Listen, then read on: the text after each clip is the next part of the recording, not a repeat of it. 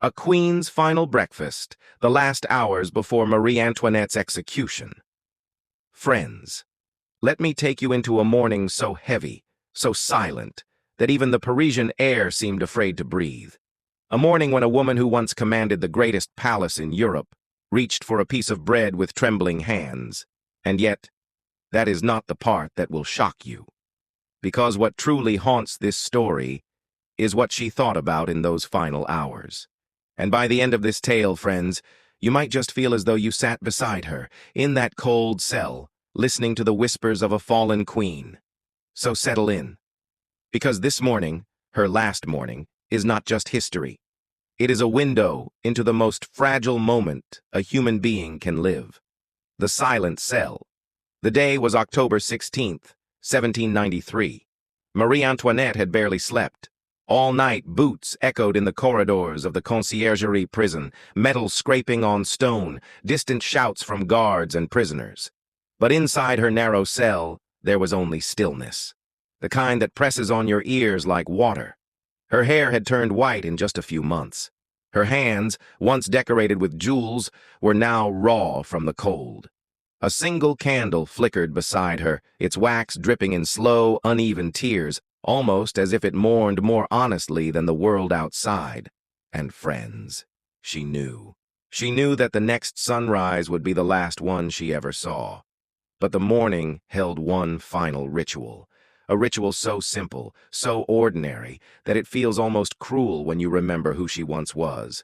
Her last breakfast, the loaf of bread. It was nothing like Versailles. No silver trays, no delicate pastries, no servants bowing with polite perfection. A guard placed a rough piece of stale bread and a cup of water on the small wooden table. The cup was cracked.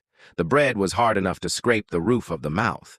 And yet, she thanked him. Not like a queen, not like someone pretending to be one, but like a tired, fragile human being who understood that kindness. Even a cold loaf placed without a word was a rare thing here. Friends, imagine the shift. From velvet pillows and gold chandeliers to the taste of stone and darkness. But what truly breaks the heart is not the breakfast itself. It is what she did after. The letter she wrote. With fingers stiff from the cold, she picked up a pencil. She began writing to her sister-in-law, Madame Elizabeth. This letter would become her last confession, her final attempt to leave something soft behind in a world turning sharp. Her writing was shaky, but clear. I am calm. I am prepared to die. I embrace you with all my heart. She didn't beg. She didn't plead. She didn't curse the revolution, nor the people screaming for her death outside. Instead, she apologized for the sorrow she caused her family. This, friends, is the moment where history becomes more than facts. It becomes human. Because who among us, faced with the end, would use their final words to comfort someone else? The final preparations. When the priests entered her cell to read her the rites, she stood straight. Her back, weakened from months of captivity, trembled. But she did not sit. She insisted on hearing every word standing, dignity, even in the last hours. But then came something unexpected. She was offered a black veil to cover her face during the execution. She refused. She said she wanted to look at the people, look at the city, look at the sky one last time. And friends, I want you to hold on to that detail, because it will come back, right at the end. The ride through Paris. As she was escorted to the cart that would take her to the guillotine, crowds surged toward the streets. Some jeered, some pointed, some laughed, but others watched in silence. Her dress was plain white, her hands tied behind her, her hair cut short so the blade could fall cleanly. She did not cry. She did not tremble. Witnesses said she looked almost serene, like someone who had already left this world behind and was only waiting for her body to catch up. The cart jolted through the streets, and here, friends, is where something almost poetic happened. The bakeries were opening. Imagine it. The queen who once feasted beneath golden ceilings, passing by the smell of fresh bread she would never taste again, a strange, quiet symmetry to a life that began with excess and ended with simplicity. The final moment.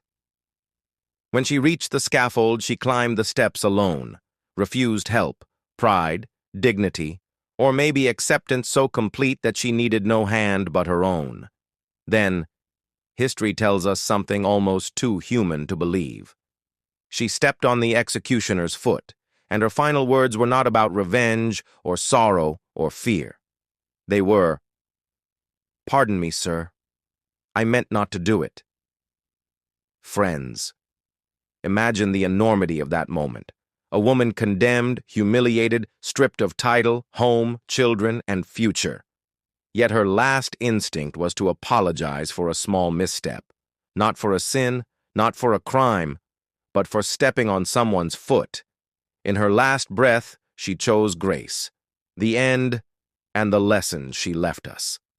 The blade fell at 12:15 p.m. The crowd roared. The revolution marched forward. But in that silent space after the cheers faded, something lingered.